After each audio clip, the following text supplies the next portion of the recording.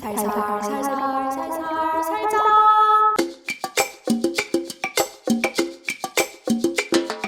열심주의 사회에 지친 사람들을 위한 투쟁. 성취보단 행복을 꿈꾸는 사람들을 위한 연대. 안녕하세요. 여기는 살살 살기 운동본부입니다. 안녕하세요, 여러분. 살살입니다. 이번 한 주도 잘 보내고 계신가요? 오늘은 목요일이고요. 오후 2시를 바라보는 시각입니다. 원래는 계획대로라면 어제인 수요일에 녹음을 미리 하고 오늘 편집을 해서 업로드를 해야 하는 일정이었는데요. 어제는 제가 아무리 생각해도 녹음을 할 컨디션과 기운이 아닌 거예요. 그래서 녹음 날짜를 미루게 되었습니다. 저번 회차를 들어주시고 어떤 분께서 유튜브에 댓글을 남겨주셨어요. 서론이 길다라는 내용의 댓글이었는데요.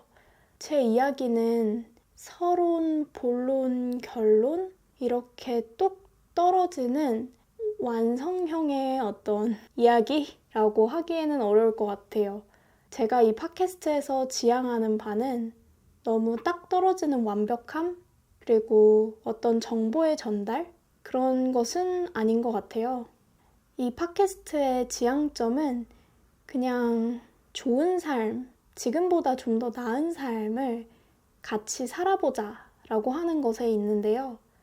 바쁘고 빠르고 복잡하기 때문에 우리가 계속 놓치게 되는 정말 중요한 삶의 가치 같은 것을 나누고 더 나아가서 행동까지 해보자 라고 하는 소소한 목표를 가진 팟캐스트입니다.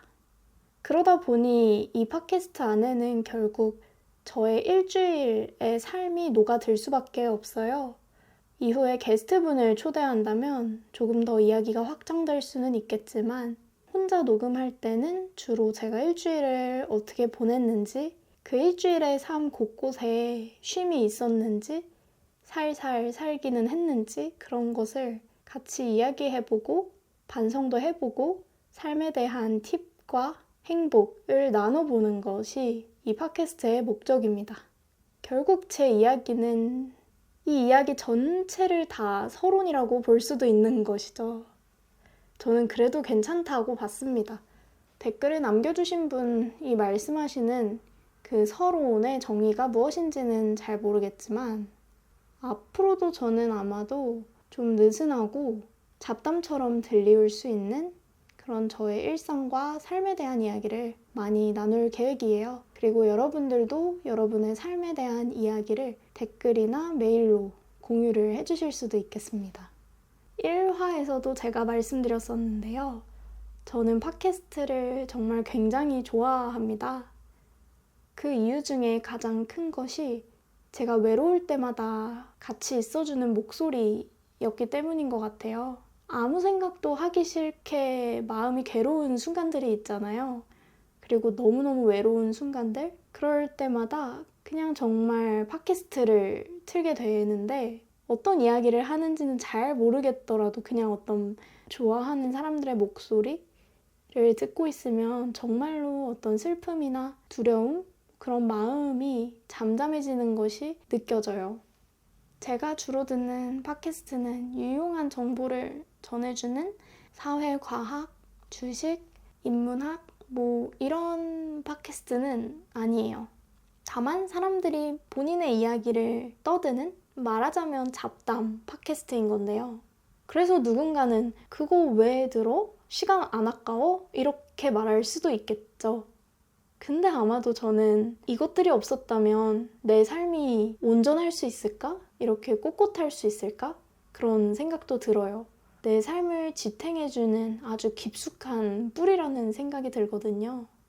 다시 말해 어떤 이에게는 그저 잡담인 이야기들이 어떤 이에게는 외로움을 해소하고 삶을 다시 살 수 있게 되는 동력, 무엇보다 소중한 친구가 될 수도 있다는 것입니다. 그래서 제 팟캐스트의 목적은 그런 것에 있어요.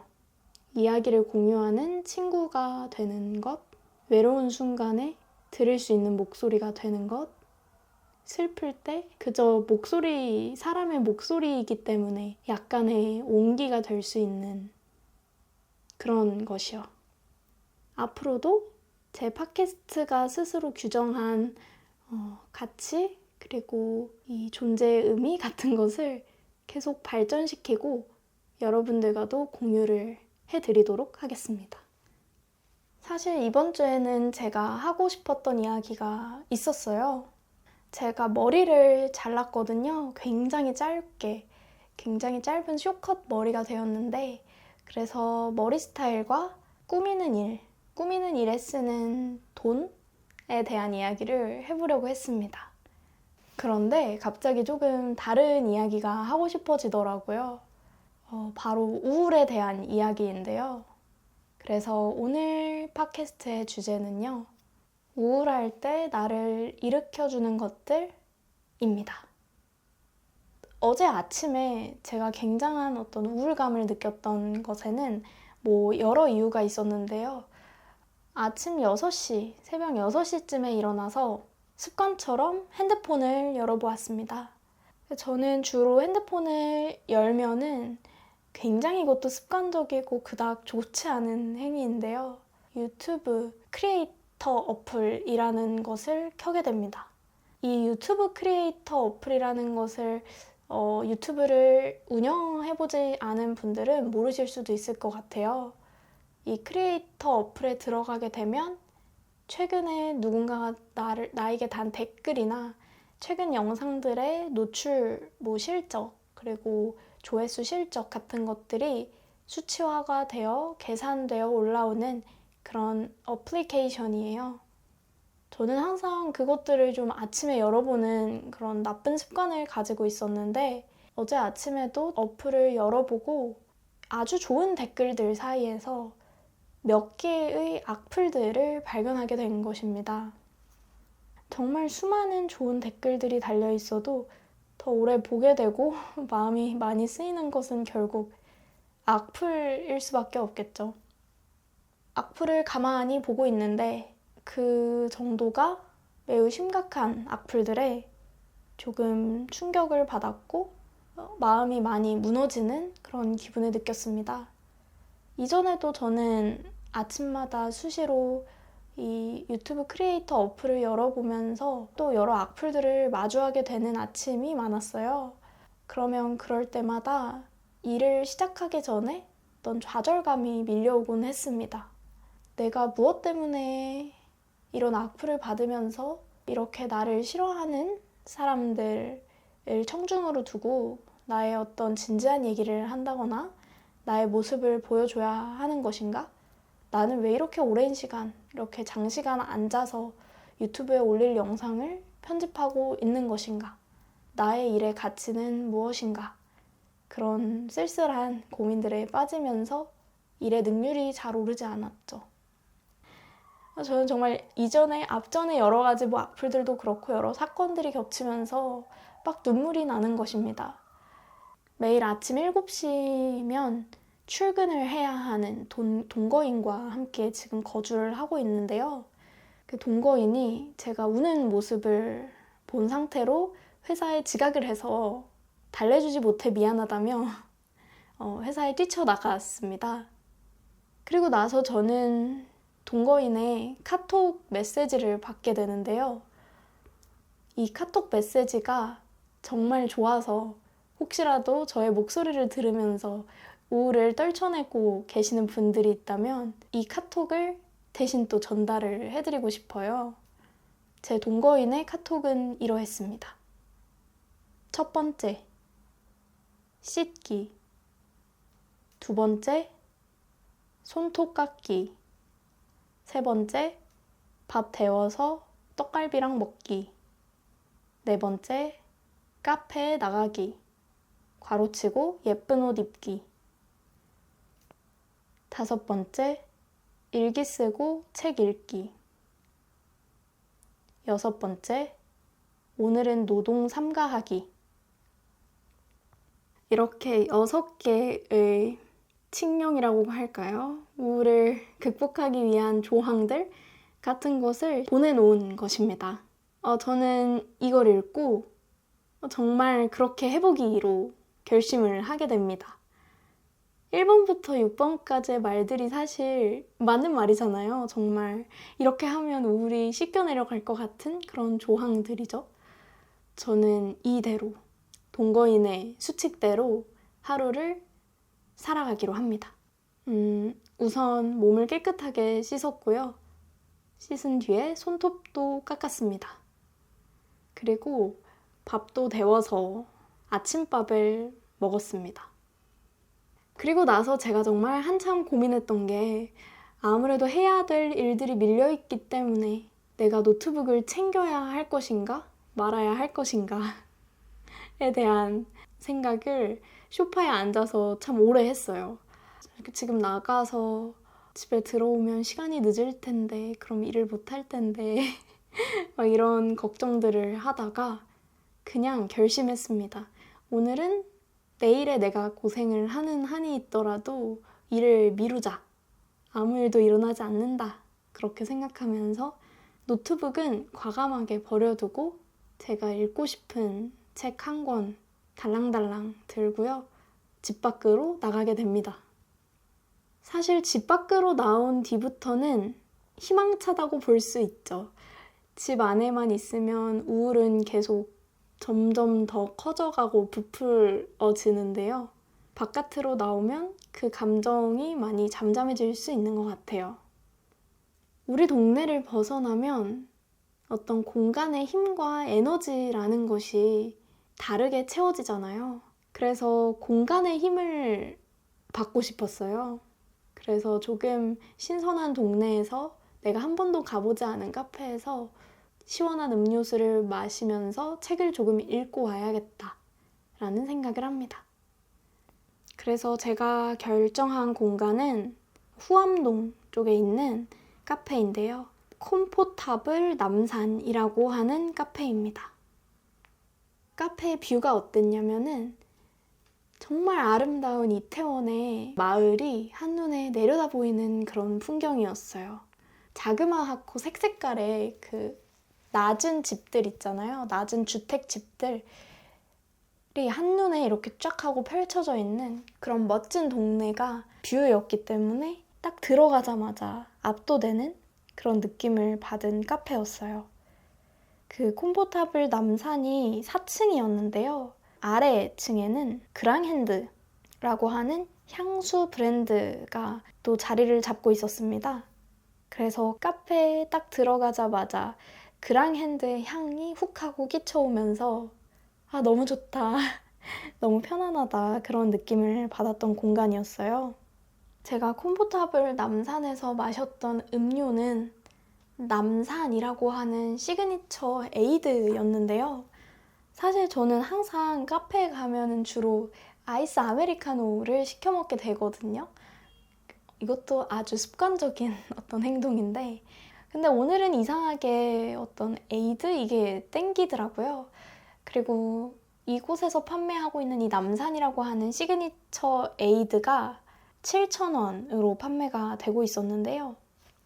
이 7,000원이라고 하는 사치스러운 금액을 지불하고 싶은 괜히 그런 마음이 드는 거예요. 이 공간에 딱 들어오자마자 멋진 스피커가 2대가 이렇게 놓여 있고 마음이 편안해지는 어떤 재즈 음악이 흘러나오고 있고 공간의 전체적인 조명이 약간은 어둑한 그런 조명이었는데요. 주황빛의 어둑한 그런 조명이 눈을 좀 편안하게 해주는 그런 느낌도 있었고 청각적으로, 시각적으로, 후각적으로 좀 모든 게 완벽하게 조화롭다 보니까 여기에서는 좀 편안한 마음으로 사치를 부리고 싶다 그런 생각이 들더라고요.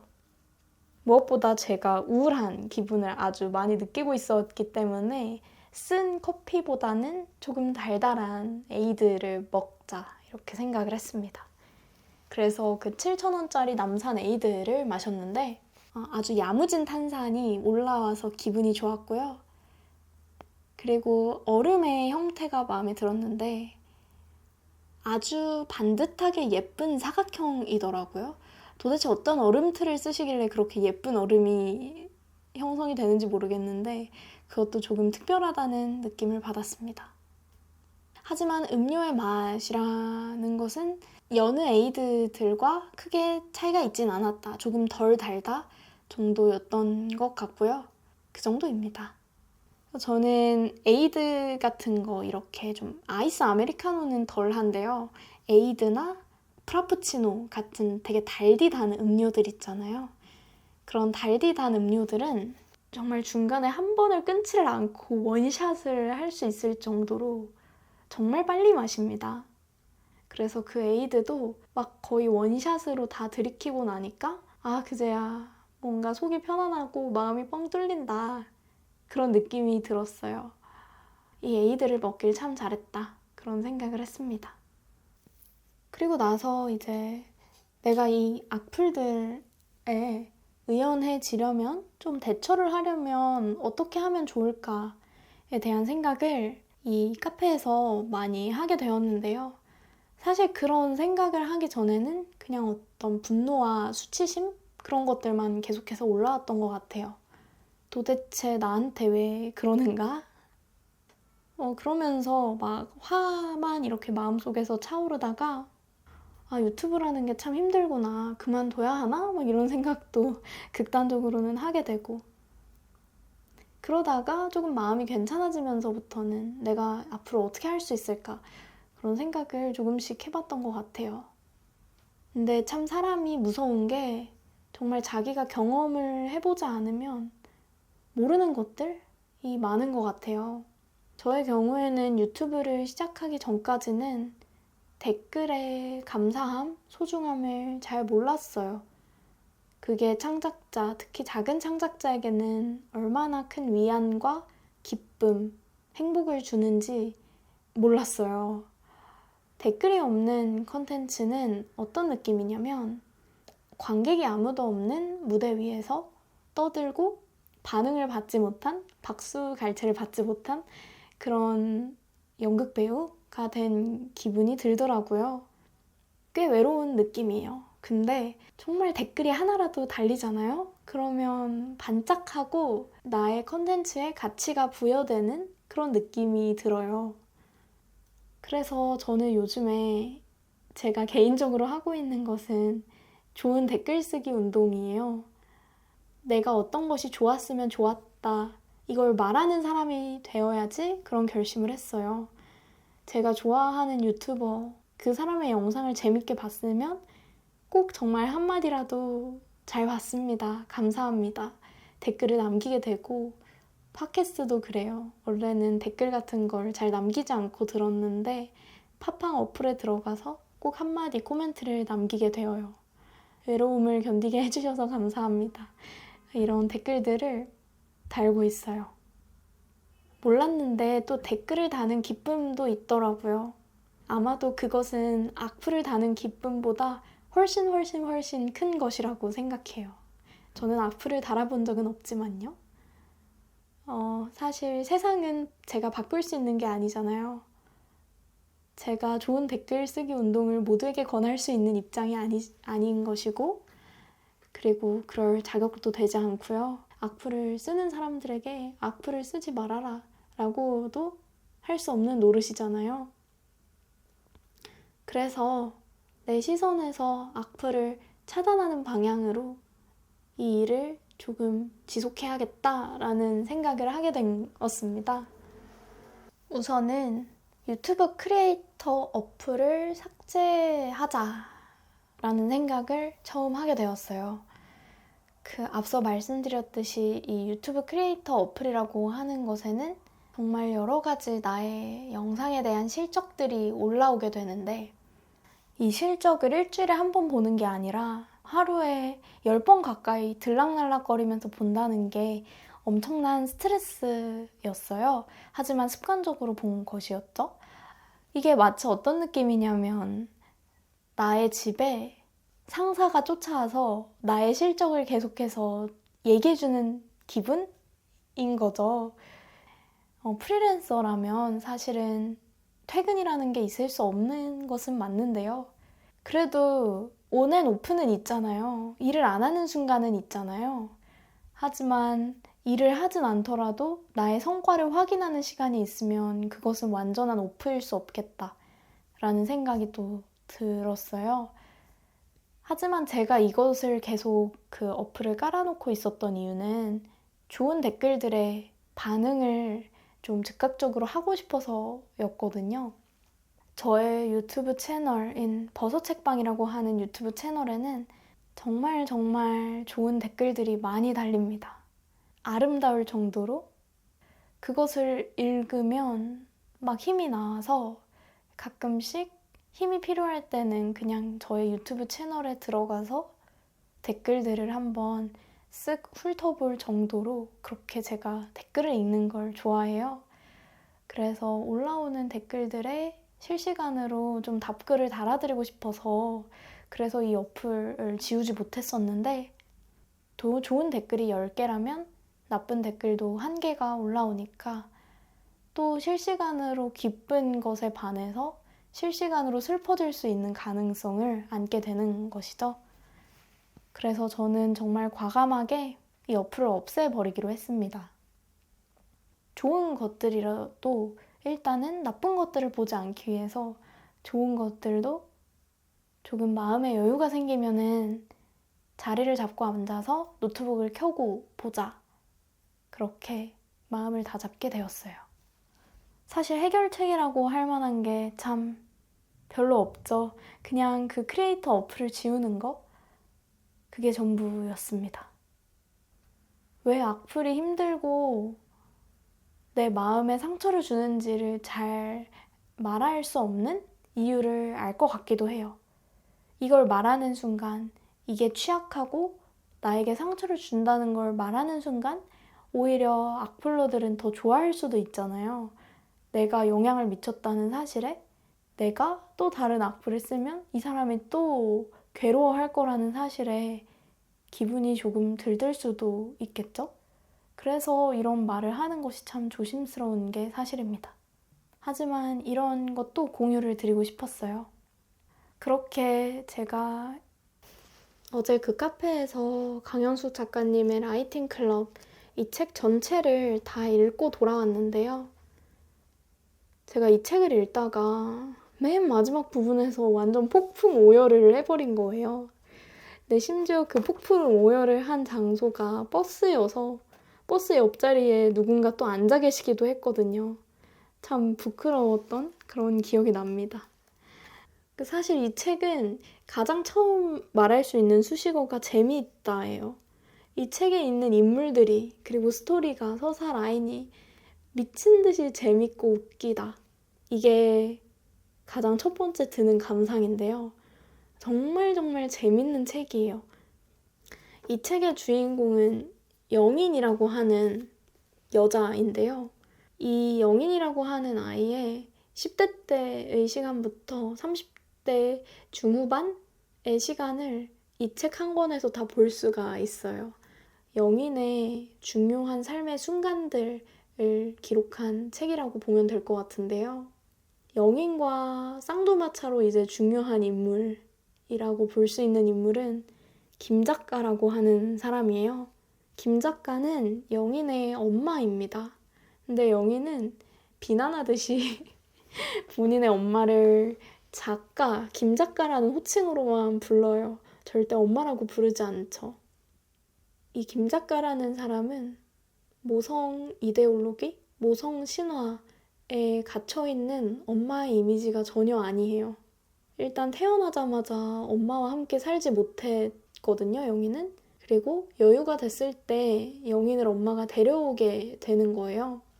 이미 다 큰 아이였을 때 엄마랑 같이 살게 되었기 때문에, 그리고 김 작가가 엄마의 역할이라고 통념적으로 말해지는 역할을 영인한테 해주고 있지 않기 때문에 더더욱 둘은 동거인처럼 보이는, 각별하고 애증의 관계인 동거인, 친구처럼 보이는 관계로 설정이 되고 있어요.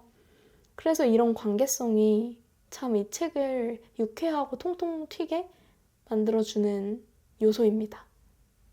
사실 저는 정상가족이라고 불리우는 그런 가족 형태의 이야기보다 뭔가 이렇게 조금 다른 관계성을 갖고 있는 모녀의 이야기? 가족의 이야기에 훨씬 더 끌리는 편이고, 사실 소설들도 요즘 대부분 누가 정상가족 이야기를 읽고 쓰나요? 요즘에는 다양한 가족의 형태가 많이 나오고 있죠. 이 김 작가라고 하는 사람은 이름에서도 알 수 있듯이 작가인데요.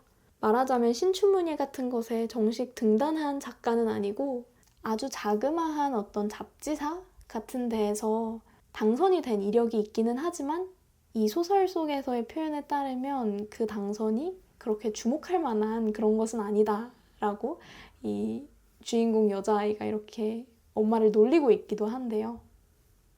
이 김 작가는 그런 자신의 이력을 부풀리고 과장을 좀 해서 홍보를 해서요. 자신의 글쓰기 모임, 즉 라이팅 클럽을 만들게 됩니다. 처음에는 누가 여기에 글 모임을 하러 올까 싶었는데 정말 생각보다 많은 좀 다종다양한 사람들이 모여들게 되는 거예요. 이 동네가 개동이라고 하는 동네예요.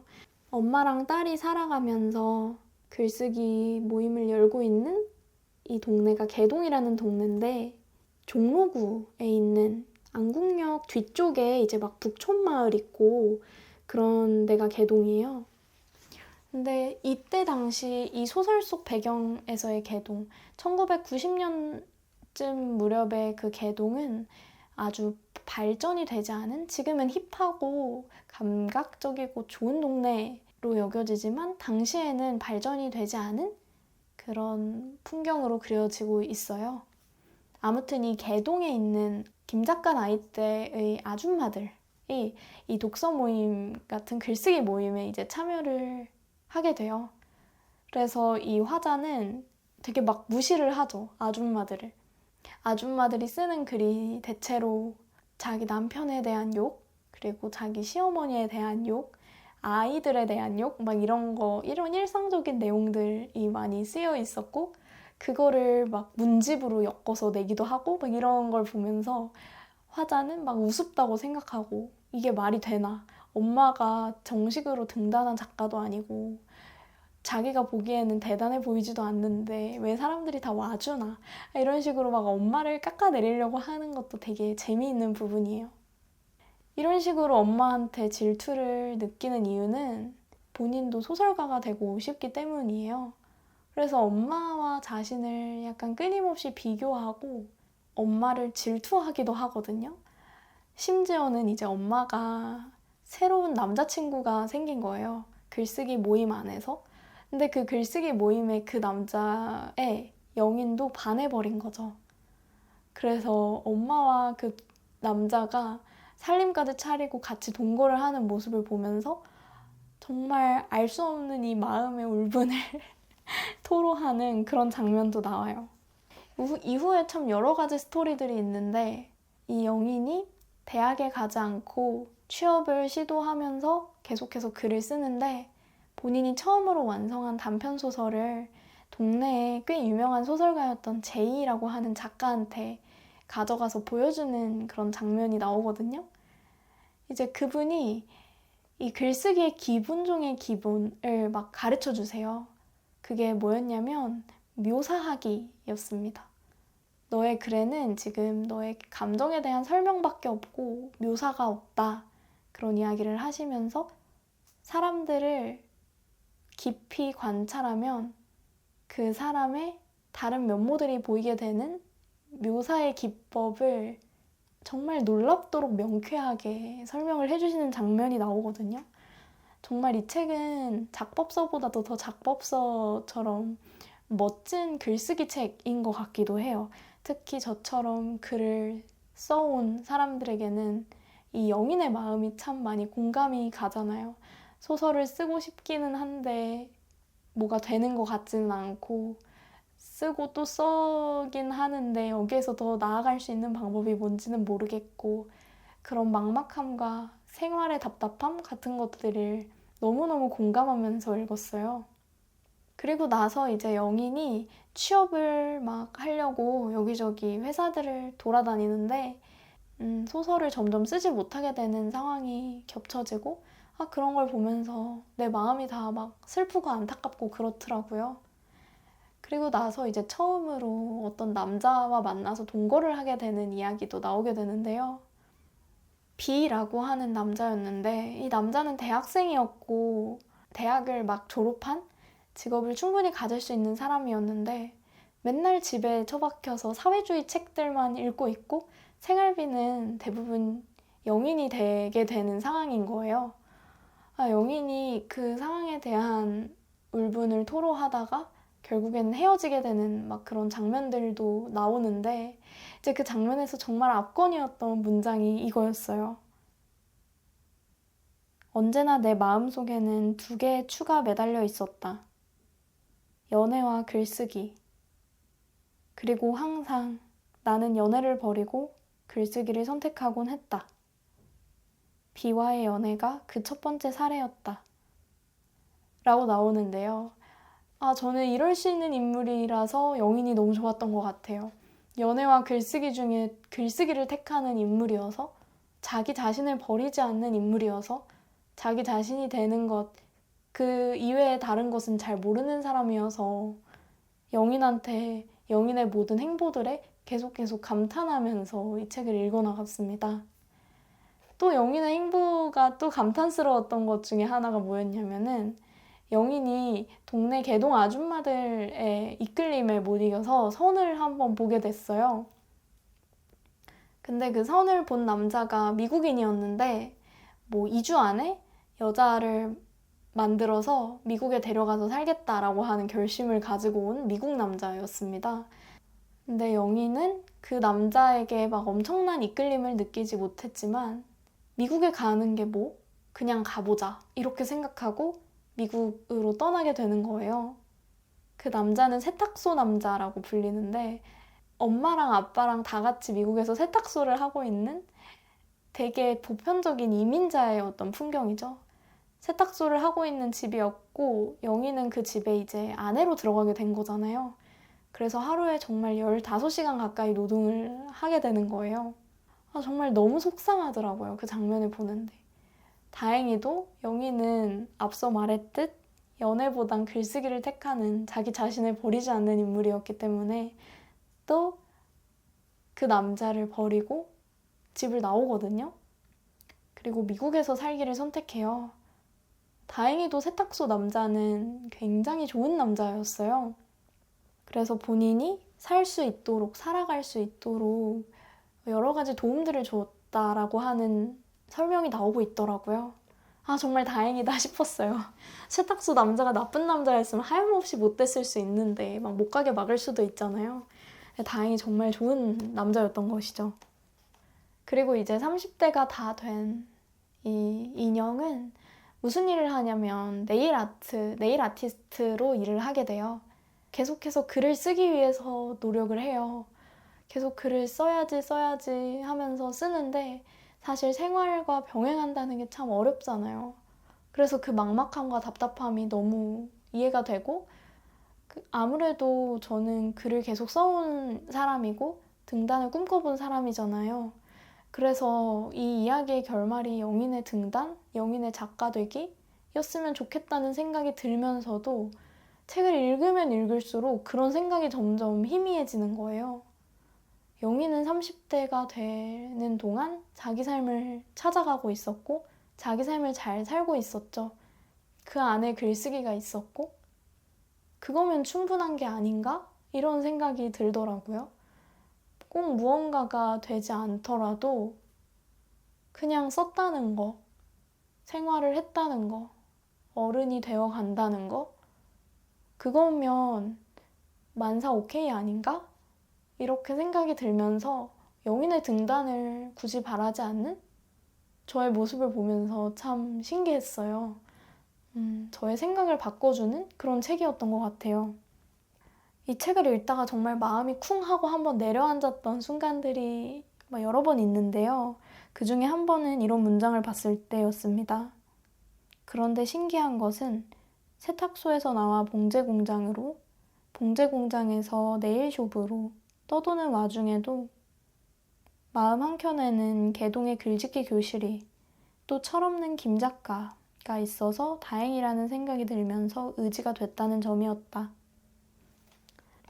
뉴욕의 강을 건너 뉴저지에서 살아가면서 굉장히 멀리 떨어져 있는 개동이 위로가 됐다는 이 문장이 그냥 마음이 순간 뭔가 슬퍼졌던 것 같아요. 지금까지 영희는 단 한 번도 개동을 사랑한다 라고 말해 본 적이 한 번도 없었거든요. 그저 그 개동을 무시하고 싫어하고 가난에서 벗어나기 위한, 김 작가로부터 떠나기 위한 잠깐의 쉼터 정도로만 생각한다는 식으로 막 그냥 유머로 그냥 이 모든 장소를 승화하려고 애쓰고 이 장소의 어떤 의미와 가치를 따지는 그런 사람이 전혀 아니었던 거예요. 보통 가족이라고 하면 모든 것들이 되게 두루뭉술해지는 것 같거든요. 엄마를 사랑하는 건 당연하지, 딸을 사랑하는 건 당연하지, 이렇게 생각하면서 그 사람의 마음의 결결을 따지지 않게 되는 거예요. 가족관계의 사랑에서는. 하지만 김 작가와 이 인형의 사랑에서는 그 혈육이라는 것, 피가 섞였다는 것을 넘어선 감정의 교류와 그 결들을 볼 수 있어서 감동이었던 그런 장면이었어요. 그리고 또 한 번의 삶의 변곡점이 나타나게 되는데 김 작가가 아프다는 연락을 받고 한국으로 돌아오게 돼요. 미국에서 개동으로 돌아오게 되죠. 그리고 김 작가를 보살피죠. 정말 죽을 것 같았던 김 작가는 끝끝내 죽지를 않아요. 그리고 나서 한 신춘문예에 등단을 하게 됩니다. 그때 이제 인형은 김 작가와 자신의 싸움에서 자신이 김 작가에게 완전히 졌다는 걸 깨닫게 돼요. 정확한 문장은 기억이 안 나는데 김 작가는 글을 쓰고 싶어서 죽지조차 못했던 것이다 라고 하면서 자신보다 언제나 김 작가가 한 수 위였던 것이다 막 이러면서 깨닫게 되거든요. 제가 정말 이 소설 전체를 다 통틀어서 가장 좋아하는 장면은 마지막 부분에 이제 김 작가가 등단 파티 같은 것을 하는 장면이 나오거든요. 등단 파티에는 개동에서 같이 글을 쓰던 사람들 막 다 모아놓고 이제 막 파티를 여는 거죠. 그 장면에서 이제 영인이 엄마에게 마이크를 받아잡고 김 작가의 등단을 축하하는 그런 축사를 하는 장면이 나와요.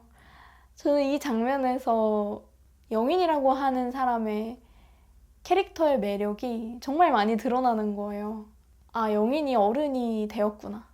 이렇게 꿋꿋한 사람이 되었구나. 삶을 아는 사람이 되었구나.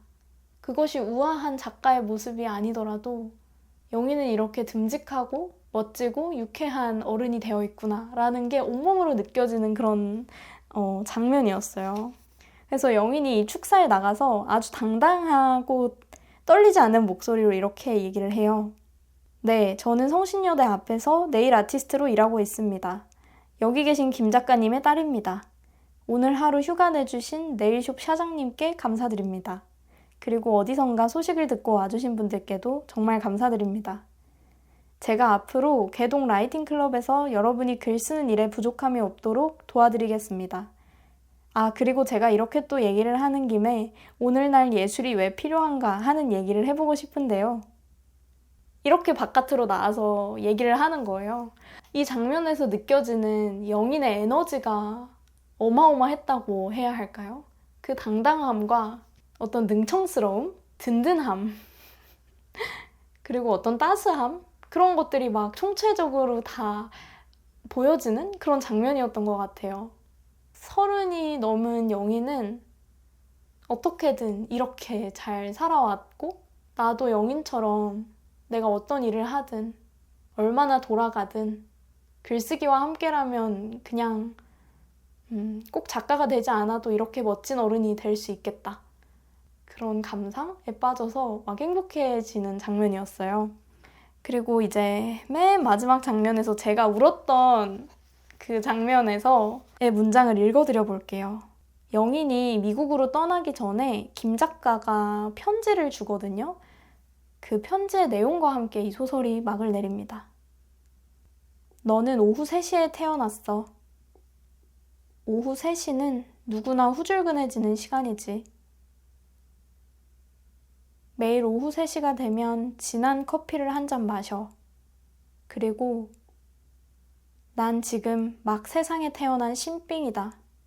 생각하며 살아. 뭘 하든 우울해하지 말고. 너는 오후 3시에 태어났어. 그걸 어떻게 하냐고? 내가 널 낳았으니까. 하루에 한 번씩 그걸 생각해야 한다.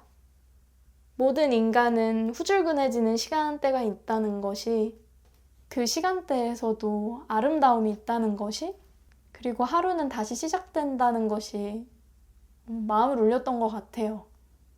후줄근해져도 우울해하지 말라라는 말이 정말 깊은 어른의 위로처럼 느껴졌거든요. 그래서 저는 이 책을 읽으면서 우울이 많이 날아갔어요. 특히 이 마지막 문장을 읽고 울면서 아, 그래. 후줄근해져도 우울해지지 말자 이러면서 많이 털어낼 수 있었던 것 같아요. 살다 보면은 정말 내가 단 한 번도 경험해보지 않은 슬픔들이 찾아올 때가 있잖아요. 연인과 헤어져서 슬픈 거, 어머니가 돌아가셔서 슬픈 거, 큰 돈을 잃어서 슬픈 거, 살면서 이제 다양한 슬픔들이 올 텐데 저는 항상 새로운 슬픔을 맞닥뜨릴 때마다 마음이 경건해지더라고요. 내 주위의 사람들이 다 이런 슬픔을 견디면서 살아오고 있었구나. 이런 생각 때문에 경건해집니다. 사람들이 대단하다. 점점 이런 슬픔이든 인생의 경험이든 이런 게 쌓여가면서 사람들이 좀 더 겹겹이 촘촘하게 그런 존재처럼 보이는데 뭐 여러 가지 슬픔이나 외로움이나 아픔, 기쁨, 즐거움, 뭐 사랑 이런 여러 감정들이 막 크로와상처럼 겹겹이 겹쳐서 이 사람을 구성하고 있는 그런 존재들이 좀 더 다각도로 보이게 돼요. 그리고 저도 점점 그렇게 크로와상처럼 겹겹이 두터운, 촘촘한 그런 어른이 되어 가겠죠? 그렇게 생각을 해보면 잠시 찾아온 우울이나 슬픔도 나를 조금 더 깊어지도록 만들어주는 경험이라는 생각이 듭니다. 여러분들은 하루의 우울을 이겨내기 위해서 어떤 시도를 하시나요? 댓글로 혹은 메일로 이야기를 남겨주셔도 좋겠습니다. 사연을 주실 메일 주소는요.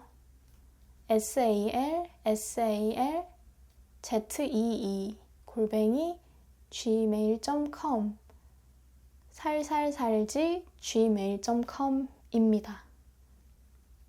이곳으로 여러분들의 이야기를 들려주세요. 아, 여러분, 그리고 제가 다음 주부터 약 3주 동안 부산에서 지내게 되었는데요.